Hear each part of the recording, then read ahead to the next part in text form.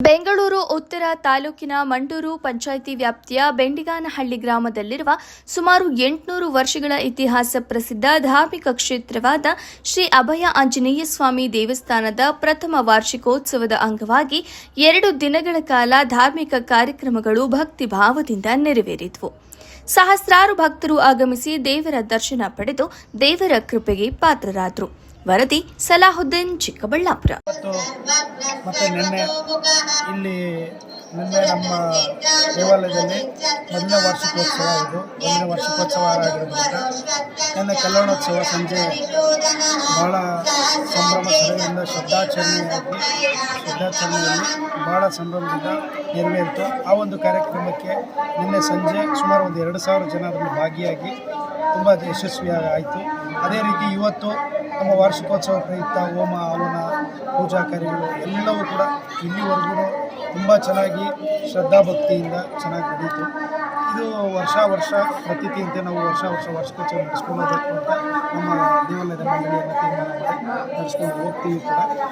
ಇಲ್ಲಿ ನಮ್ಮ ದೇವಾಲಯದ ಬಗ್ಗೆ ಒಂದೆರಡು ಮಾತಾಡೋಕ್ಕೆ ಇಷ್ಟಪಡ್ತೀನಿ. ಇಲ್ಲಿ ಏನಂತಂದರೆ ಭಕ್ತಾದಿಗಳು ಯಾರೇ ಇರಲಿ ಇಲ್ಲಿ ಬಂದು ದೇವರಲ್ಲಿ ಶನಿವಾರ ವಿಶೇಷವಾದ ಪೂಜೆ ನಡೆಯುತ್ತೆ. ಆ ಶನಿವಾರದ ದಿನ 1,000 ಜನ ಪೂಜೆಯಲ್ಲಿ ಭಾಗಿಯಾಗ್ತಾರೆ. ಆ ಸಂಜೆ ಶನಿವಾರ ಪೂಜೆ ನಡೆಯುವಂಥ ಸಂದರ್ಭದಲ್ಲಿ ಎಲ್ಲ ಅವರ ಕೋರಿಕೆಗಳನ್ನ ಏನಾದರೂ ಇದ್ದರೆ ಭಗವಂತನಲ್ಲಿ ಕೇಳಿಕೊಂಡು ಭಕ್ತಿಪೂರ್ವಕವಾಗಿ ಭಗವಂತ ನಿನ್ನೆ ನಮಗೆ ಕಾಪಾಡಬೇಕು ಅನ್ನೋ ಒಂದು ಇದರಲ್ಲಿ ದೇವರಲ್ಲಿ ಕೇಳ್ಕೊಂಡಿದ್ದಾಗ ಖಂಡಿತ ಒಳ್ಳೇದು ಮಾಡ್ತಾನೆ ಅನ್ನೋ ಒಂದು ಇದನ್ನು ಇಲ್ಲಿ ಬರುವಂಥ ಭಕ್ತಾದಿಗಳೆಲ್ಲ ಹೇಳ್ತಾರೆ. ಹೇಗೆ ಅಂದರೆ ಶನಿವಾರ ಪೂಜೆ ಸಲ್ಲಿಸೋಗಿ ನೆಕ್ಸ್ಟ್ ಶನಿವಾರ ಇಲ್ಲಿ ಭಕ್ತಾದಿಗಳು ಬರ್ತಾರೆ. ಅವ್ರ ಕೋರಿಕೆ ಈಡೇರ್ತು ಅಂತ ಹೇಳ್ಬಿಟ್ಟು ಇಲ್ಲಿ ಅಭಿಷೇಕ ಕಾರ್ಯಕ್ರಮ ಇರ್ಬೋದು, ಅನ್ನದಾನ ಇರ್ಬೋದು, ವಿಶೇಷ ಪೂಜಾ ಕಾರ್ಯಕ್ರಮಗಳು ನೆರವೇರಿಸ್ತಾರೆ.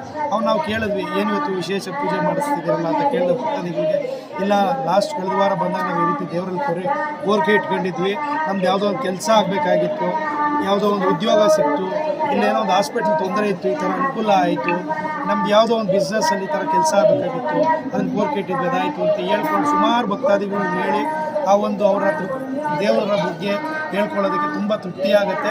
ಮತ್ತು ನಾನು ವಿಶೇಷವಾಗಿ ಹೇಳಬೇಕು ಅಂತಂದರೆ, ನಾನು ಇದೇ ಊರಲ್ಲಿ ಇದೇ ಮಣ್ಣಲ್ಲಿ ಹುಟ್ಟಿ ಒಂದು ಬಡ ರೈತರ ಕುಟುಂಬದಲ್ಲಿ ನಾನು ಹುಟ್ಟಿ ಇವತ್ತು 1,000 ಜನಕ್ಕೆ ಏನೋ ಒಂದು ಸಹಾಯ ಮಾಡುವಂಥ ಒಂದು ಶಕ್ತಿ ಕೊಟ್ಟಿದ್ದಾನೆ ಅಂದರೆ ಎಲ್ಲ ಆ ಭಗವಂತನ ಮಹಿಮೆ, ಅವರ ಆಶೀರ್ವಾದ. ನಾನು ಇವತ್ತು ಏನಾದರೂ ಇದ್ದೀನಿ, ಈ ದೇವಾಲಯದಲ್ಲಿ ಇರ್ಬೋದು, ಇನ್ನೊಂದು ಕಡೆ ಇರ್ಬೋದು, ಎಲ್ಲೇ ಒಂದು 10 ಸಹಾಯ ಕೆಲಸಗಳು ಮಾಡ್ತಿದ್ದೀನಿ ಅಂದರೆ ಆ ಭಗವಂತನ ಆಶೀರ್ವಾದ ಹಿಂದೆ ಏನೂ ಸಾಧ್ಯವೇ ಇಲ್ಲ ಅನ್ನೋ ಮಾತನ್ನು ಹೇಳೋಕ್ಕೆ ಇಷ್ಟಪಡ್ತೀನಿ. ಇವತ್ತು ಸುಮಾರು 5,000ಕ್ಕೂ ಹೆಚ್ಚಿನ ಜನ ಈ ಒಂದು ವಾರ್ಷಿಕೋತ್ಸವ ಕಾರ್ಯಕ್ರಮದಲ್ಲಿ ಭಾಗಿಯಾಗಿ ಎಲ್ರಿಗೂ ಕೂಡ ಇವತ್ತು ಪಾಯಸ ಬುಂದಿ ಊಟದ ಜೊತೆಗೆ ಎಲ್ಲರೂ ಪ್ರಸಾದ ಸ್ವೀಕಾರ ಮಾಡಿ ಬಹಳ ಎಲ್ಲರೂ ಕೂಡ ಮೆಚ್ಚುಗೆ ವ್ಯಕ್ತಪಡಿಸಿದ್ದಾರೆ. ಭಾಳ ಚೆನ್ನಾಗಿ ಎಲ್ಲ ವ್ಯವಸ್ಥಿತವಾಗಿ ಪೂಜಾ ಕಾರ್ಯಕ್ರಮ ನಡೆಯಿತು. ವಿಶೇಷವಾಗಿ ಹೇಳಬೇಕು ಅಂದರೆ ನನ್ನ ಕಲ್ಯಾಣೋತ್ಸವ ಇವತ್ತು ಹೋಮ ಹವನ ಕಾರ್ಯಕ್ರಮಗಳು, ಪೂಜಾ ಕಾರ್ಯಕ್ರಮಗಳು ಒಂದಕ್ಕಿಂತ ಒಂದು ಚೆನ್ನಾಗಿತ್ತು ಅಂತ ಭಕ್ತಾದಿಗಳೆಲ್ಲರೂ ಕೂಡ ವ್ಯಕ್ತಪಡಿಸಿದರು. ತುಂಬ ಸಂತೋಷ ಆಗ್ತಾಯಿದೆ. ಇಲ್ಲಿ ಏನೇ ಇರಲಿ, ನಾನೊಂದು ಮಾತು ಹೇಳೋಕ್ಕೆ ಇಷ್ಟಪಡ್ತೀನಿ. ಇಲ್ಲಿ ದೇವಸ್ಥಾನ ಕಟ್ಟೋಗ್ಲೂ ದೇವಾಲಯ ಕಟ್ಟಬೇಕು ಅಂತಂದಾಗ ಫಸ್ಟು ಇಲ್ಲಿ 10 ಗುಡಿ ಇತ್ತು. ಸುಮಾರು 800 ವರ್ಷಗಳ ಇತಿಹಾಸ ಇರುವಂಥ ದೇವಸ್ಥಾನ ಇದು. ಈಗ ನಮ್ಮ